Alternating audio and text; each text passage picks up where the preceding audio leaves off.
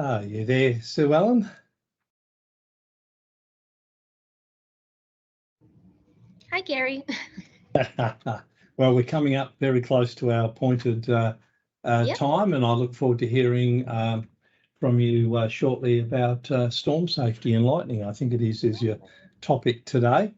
So I think our recording has started. So for anyone who misses today or comes in a bit late, you can always go to our website and look up any of our webinars, and we'll kick off in just a minute or two. We'll just give those people who are going to join right on time to join us for this morning's webinar.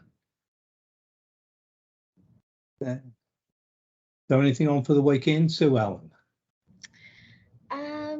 No, I don't. I think the weather's not going to be as good for camping. I think it's going to be okay. a little bit too cold to go camping, but yeah, just staying home this weekend. How about you, Gary?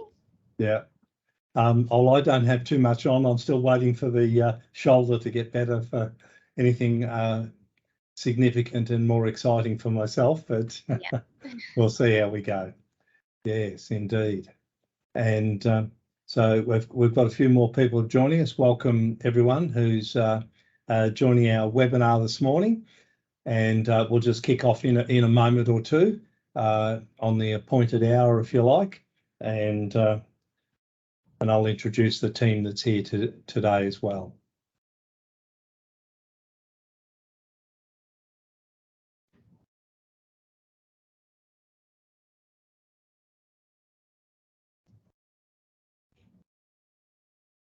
Okay, I think we're pretty well at our 10 a.m.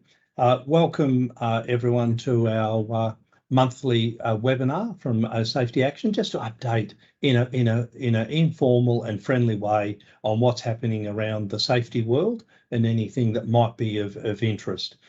So this morning I've got Sue Ellen Bennett with me, who's online. Who's going to tell us a little bit about storm safety and lightning shortly. So let's just have a look at what we're going to cover this morning. We've had a few interesting questions. So I call it question of the week, and of course we're only having a monthly webinar, so you'll bear with me. And I've got a few questions I'll pose in a moment, and these are from good friends and what we call our retainer service or safety helpline, where our various clients just call or email in. And I find some of these questions really interesting because initially I don't always know the answer, even though I'm a qualified safety engineer and I've been doing this for close to 30 years. So every now and again something crops up I've not heard of or thought of specifically, but these are the questions that crop up with various people in the industry and our clients and friends. As I've mentioned, Sue Ellen is going to tell us about storm safety and lightning in a moment. An interesting case down the, I think it was down the peninsula, Dramana Way, the transport company fined. I'll explain that in a moment, and just an update on the safety action team will give you that as well. So let's just have a look at the questions of the week. Oh, before I do that, just administratively, I think we let everyone know, just as a courtesy, we record this session for no other purpose other than to upload it to our website. So if you or others miss it or would like to see it again, you can go in and have a look what we've got, or indeed our archive of previous months that you might find of interest occasionally. So question of the week. Must workshop equipment have a foot-operated emergency stop button? Now, I find the reason I found this a good question is because anyone who knows about workshop machinery, that historically they did not even have emergency stop buttons. Many just had a rotating switch to turn it from on to off. Of more recent years, you'll notice in the photograph here of the two items of equipment, a red stop button on the front. But of recent years, on the hard left image there, you'll see a domed red button, which is often mounted on the floor in front of this equipment now. So you go into a modern workshop or a recently updated machinery workshop, and you'll find that most items of workshop equipment, they may have a foot-operated emergency button. Because if you're busy with your hands, you may not be able to immediately, or if your hand's caught, you may not be able to reach the emergency stop button with your hand. So people say foot. So here's the question now. This is new technology. 20 years ago, I don't think I saw foot stop buttons, although I'm sure they were available 20 years ago, but you go back further, they were not. These are quite, you can buy them off the shelf now. Your electrician can wire them into your machine and they can be readily available as a foot control. So everyone knows that safety is as far as reasonably practicable. So people say, well, this is reasonably practical now. They're cost effective. They're easily to install. Must I have one on all my equipment? We'll come back shortly and tell you the answer to it. However, we've got more than one question today. So there's question one. Question two, can non-electrical workers open electrical junction boxes to adjust settings? Now, I think it was either solenoids or some other. I'm not an electrician, so I don't know the machine for this, and I don't know exactly what they adjust, but somebody has opened up an electrical junction box. You can see exposed contactors and electrical connections there. Is it only electricians are allowed to perform this task, or can we train our team as appropriate to maintain equipment to adjust it? So we'll come back and tell you that as well. So before we turn to our next topic of storm safety, our third question, and the question is, do forklift pedestrian cages have to have the manufacturer's plaque attached? So you'll see here in the image on the left, an arrow to a plaque, which will tell us not only how to use it safely, but who manufactured the cage, when, and safe load, etc. So must that be displayed? Is that a legal requirement on a forklift pedestrian cage? So we'll come back to those three questions shortly. And as usual, we treat each of these webinars quite informal and quite brief, which we try and keep to 20 minutes to no more than half an hour, just so maybe over your morning tea. I've got my coffee here and I'm about to sit back and listen to Sue Ellen, who's going to tell us a little bit about storm safety. So thank you, Sue Ellen. Over to you. Thank you, Gary. And good morning, everyone. I hope everyone's well this Friday. I'll be discussing storm safety with you today. So I was surprised to find out that globally, it's estimated that 100 lightning strikes occur every second. That's over 8 million lightning strikes a day. So I certainly didn't think that it was such a frequent occurrence. And of course, in Australia, we have a number of thunderstorms occurring throughout the year. I believe that almost half of the bushfires that occur in Australia are a result of lightning strikes. And in Australia, sadly, lightning strikes cause between 6 to 10 deaths per year, and over 100 serious injuries per year occur due to lightning strikes. So lightning strikes can be a serious occupational hazard, particularly for outdoor workers. I read recently that in 2017, a group of 11 men working outdoors on a rail line on the northern goldfields of Western Australia were all struck by lightning. In this case, the workers were hospitalized, but fortunately, they all made full recoveries. So businesses should proactively identify lightning hazards and then have procedures in place to manage these risks. So we'll go to the next slide. Sorry, Sue Ellen, I'll pass that on for you. Thank you. So we'll just Or is it the next one? No, this is perfect. Yeah. Okay. So I'll just outline some. Oh, yeah, I think it's the next one. Yeah, perfect. Thank you, Gary.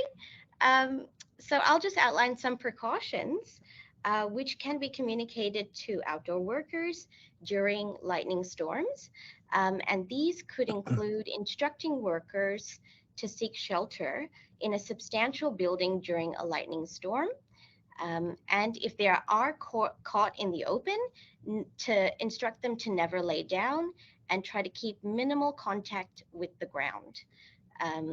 Another thing to communicate to outdoor workers is to never shelter under trees, as trees are usually the tallest objects in the landscape. And so they basically become nature's lightning rods when there is a lightning storm. We can communicate to outdoor workers to avoid touching and being in proximity to metal objects such as towers, mobile plants, fences, pipes as well during a lightning storm. We can communicate to them to avoid using landline telephones during a lightning storm. Surprisingly, in days before mobile phones, landline telephones were actually responsible for the majority of lightning strike fatalities. So that was quite surprising to me. So it is recommended that they do avoid using landline telephones during a lightning storm. If they are working in water, say if they're boating or fishing, it is recommended that they head for shore straight away if there is a lightning storm. And if that is not possible, they should be instructed to keep a low profile and avoid contact with the water. So, Sue Ellen, if I may, thank you. That's great information. So it sounds to me like businesses, particularly that have outdoor workers or workers that may be travelling as part of their work, need a policy or procedure that says we just monitor the weather, and if there's extreme weather forecast, we let our team know to follow these precautions that you're telling them. Is that correct? Absolutely, absolutely. Yeah. And I definitely do recommend having a look on the Bureau of Meteorology, the BOMS website. Yeah. They have a great guide available there on their website on how to instruct your outdoor workers on their safety procedures during a thunderstorm. So that's one thing I thought of while you were talking there, Sue Ellen, is you've got it in your article in our newsletter that generally inside a motor vehicle is a safe place. So whilst you gave us the precautions, possibly the most practical for most of our clients is they will have, if their workers are outdoors, they're probably got there in a motor car or a utility or something.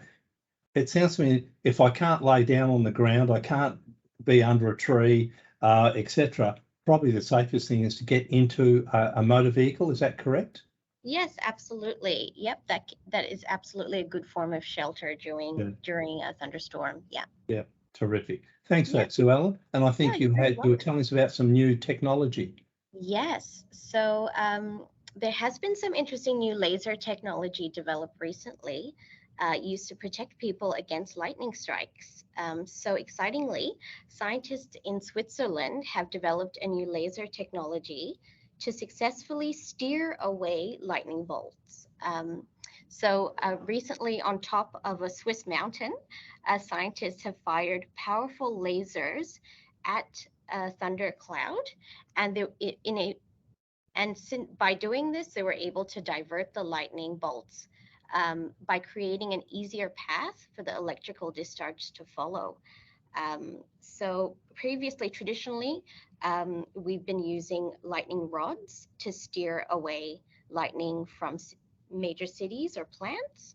And now they hope to use this laser technology to be placed at airports, around tall buildings, or critical ground installations in the future, using this laser technology to divert lightning away from those critical areas, which is very exciting. Oh, terrific. Thank you very much for that, Sue Ellen. I didn't know about the frequency of lightning strikes. I knew some people were injured or killed each year. That much we've heard. So you're telling me, I think 6 to 10 people in Australia. That's still quite a few. And there's some simple precautions. Companies should have policy. We just alert our staff that follow certain precautions that may stay in the vehicle or get inside a substantial building during the storm. So that's excellent. So thank you once again, Sue Ellen. Thank you. So turning to our next topic today, I thought this case was interesting. So a transport company was fined after their crane truck struck overhead power lines. And probably that in itself is not a totally unusual circumstance that you or I may have heard of over the years. It's a risk with any vehicle that has arms that lift up tall, and if you happen to be in the proximity of power lines, that's the risk that we need to manage. So just briefly, this happened at a construction site in Dromana, which is down the peninsula south of Melbourne, if you like, where there was a lone worker. There's no law that says you can't have a lone worker, but most companies would have, if it's high risk work, that they probably won't allow lone workers, and we'll come to that lone worker bit in a moment. What they found following this company being prosecuted, and they will find $75,000 over this incident, and the worker was injured but was not killed, and that's probably a lucky circumstance rather than the usual circumstance striking overhead power lines. The worker, part of the reason they got a successful prosecution, it's not because solely that the worker was working alone, but he didn't have a SWMS for the job. So we know for which SWMS, Safe Work Method Statement, for all high-risk construction work, there must be a SWMS. So that's a specific breach and deficiency. Strangely, he parked under a no-go zone under power lines. Having said that, in Safety Action, we've investigated over the years a number of serious accidents, and it's not the first time that we've been involved in an accident investigation where, of all the places on a construction site that a truck stops and parks, just happen to be under a power line. And you would think this is the bleeding obvious. Wow. So not always, and increasingly we're seeing red flags and red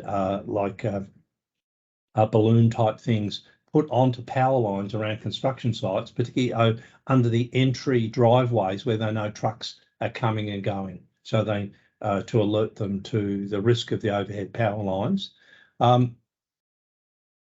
The operator was operating the crane truck without a spotter, and it's quite clear that if you're in the one, you're not to be in the no-go zone, which I've just mentioned, so he's under the power line. If you're just outside the 3 meters from the power lines, it's called the spotter zone, and that truck would have been in the spotter zone initially, but he didn't have a spotter because he was working alone. So you can see why the trucking company got the prosecution in this case. Yeah. They didn't have a SWMS, they didn't have a spotter for the work for which they were about to do, or do a proper risk assessment. Coming back then to the who had control or ownership of the construction site, and this is not the subject of this case, but it could be a separate legal case or prosecution, that the site lacked an adequate traffic management plan, which would have had proper signage and directions for the operator where to park, where to load and unload on site.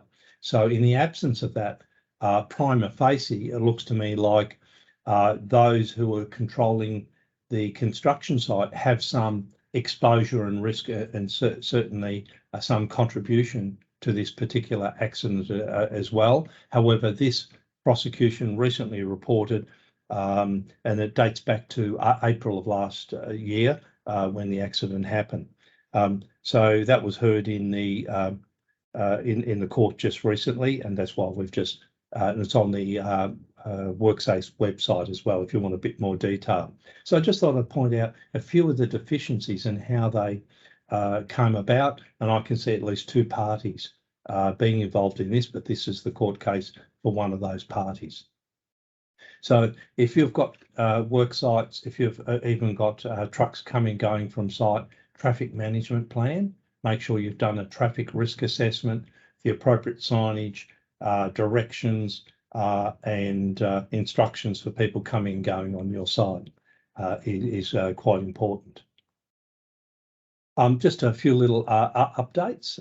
So the World Safety Congress conference this year is being held in Australia, and it's going to be held in Sydney in the 27th to the 30th of November this year.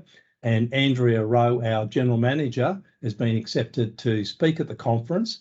And I think either her topic or maybe overall for the I think it's her topic, digital transformation and the human factor in machine system safety. And I think I can see Andrea online. I don't know if you're on sound Hi, there, Gary. Yep, Andrea? that's this is the name of the stream, the digital Okay, yes. transformation, and I'll be talking about robots and cobots and the evolving risk assessment methods needed for these different types of technology.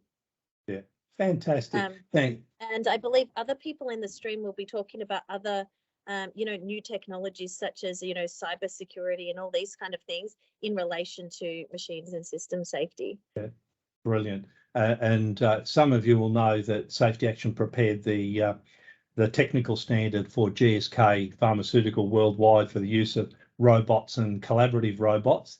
So Andrew's got a bit of background from our work on that a few years ago to bring to the World Safety Conference. Going back many years ago, I'd spoken at the World Safety Conference in Beijing and also in Stockholm in Sweden on setting safety priorities, which was my dissertation from doing graduate diploma in safety management many years ago. The fifth intake at the Ballarat University, I think now called Federation University.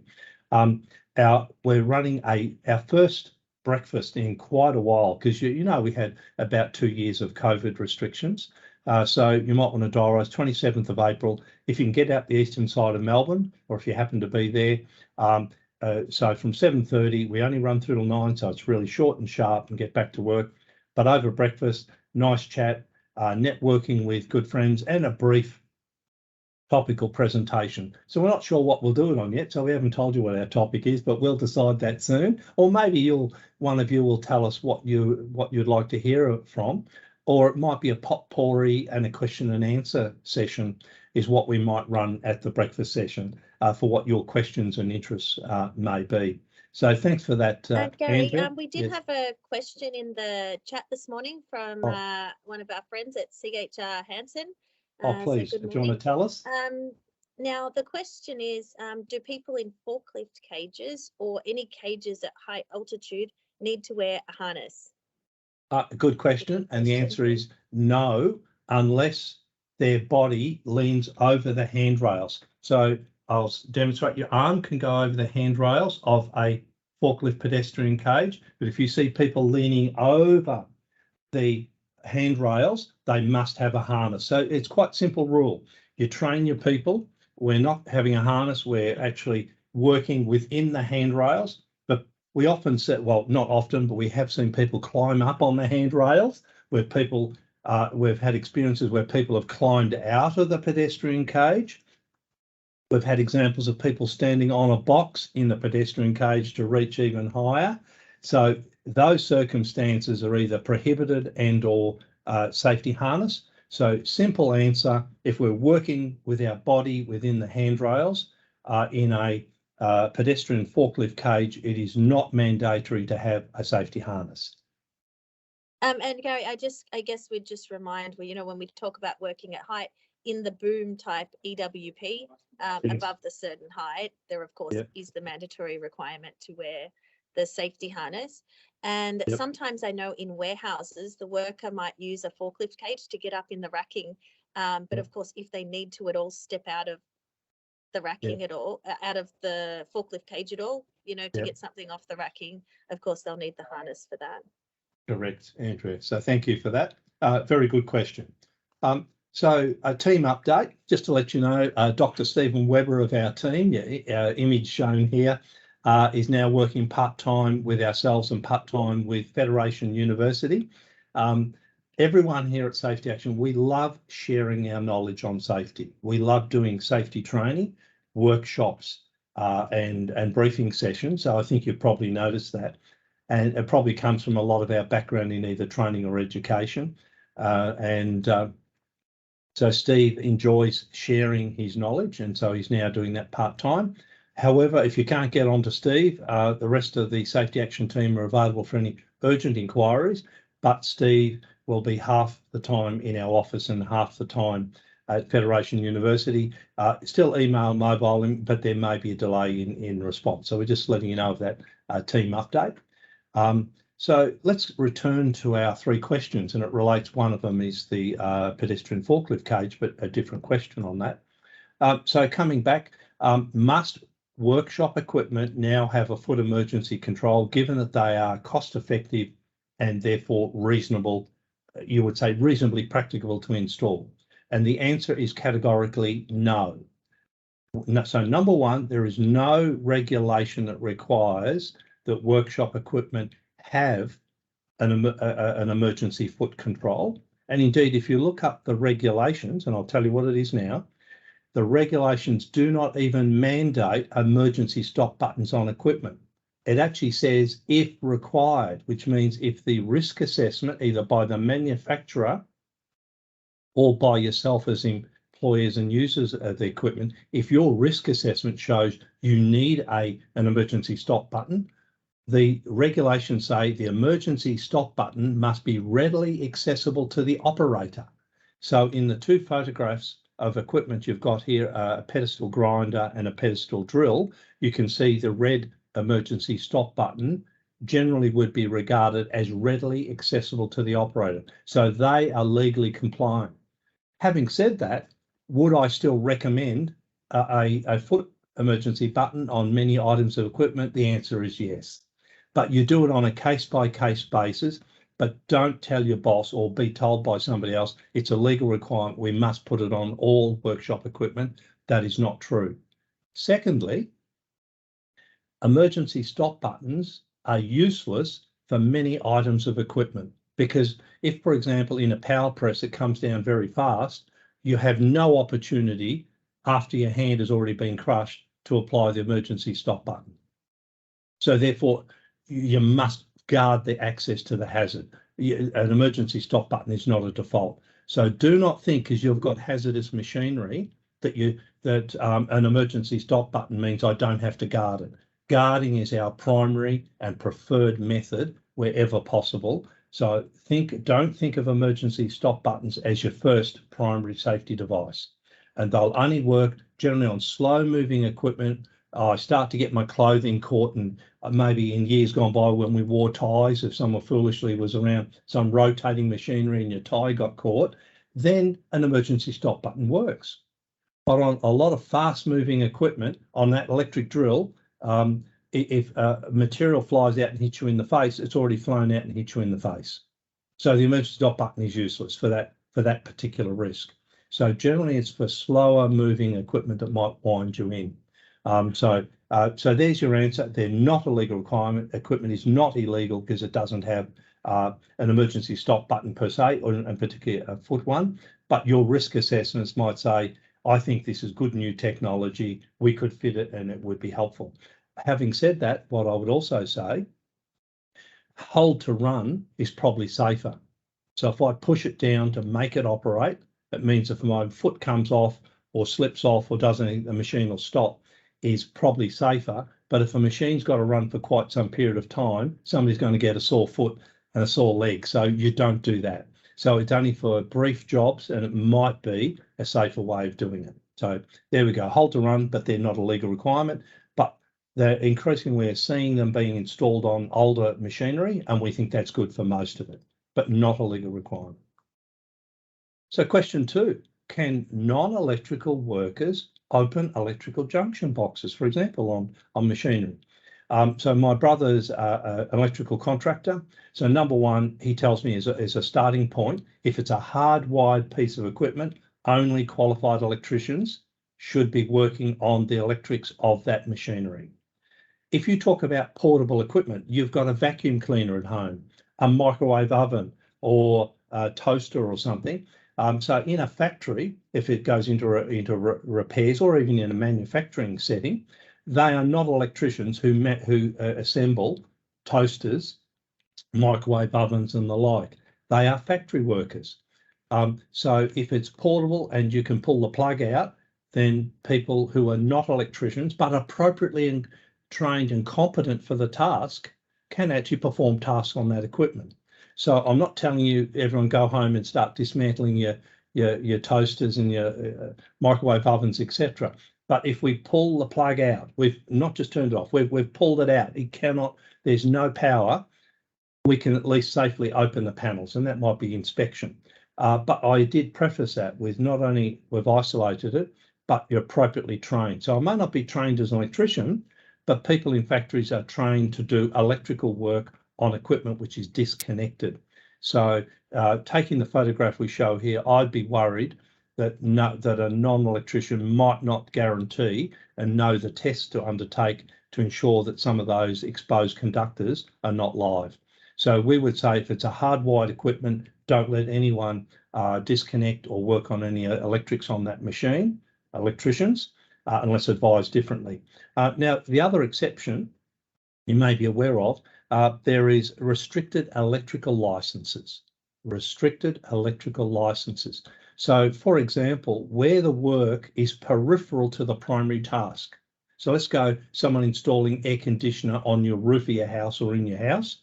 The primary task of that worker is installing your air conditioner. Their primary task is not electrical work. It just so happens when they've done all the installation, they now want to connect it to power.